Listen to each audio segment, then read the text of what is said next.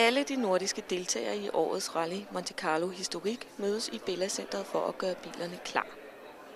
Så kan de følge os, hvis vi snyder. Det er fandme ikke betryggende. Lars Bækkelund og Arne Pagh er de danske favoritter. De fik en flot 10. plads sidste år, men i år satser de på at køre en medalje hjem i deres Fiat 128 Coupe fra 72.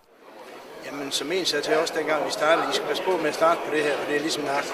Man bliver bidt af det. Det er utroligt spændende, og det er mange dage, og så den der fantastiske oplevelse af at fuldføre så langt løb, så mange tusind kilometer. Den følelse af, når man kommer til mål og fuldfører, det synes jeg er en dejlig oplevelse. Hvor gode venner skal man egentlig være for at klare sig lidt? Jamen, man skal da være gode venner, men omvendt så vil jeg også sige, at hvis der var fremmede ører, der kom ind og hørte, så vil de jo nok sige, at det lyder som en sur gammel ikke. Lars Bækkelund er selv mekaniker, og det har mange gange vist sig at være en stor fordel, når først der er kommet fart over feltet. Hestekraft er ikke det vigtigste her, det er trækkraft, fordi der er så stejl stigning. Men hvordan lyder det så i sådan en rallymotor?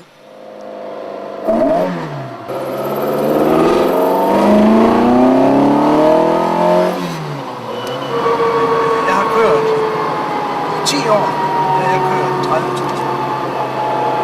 Så det er kun de år, når man bare kører 3.500. Og så går turen ind til Tivoli i København, hvor løbet flages i gang af hans kongelige højhed, prins Joachim.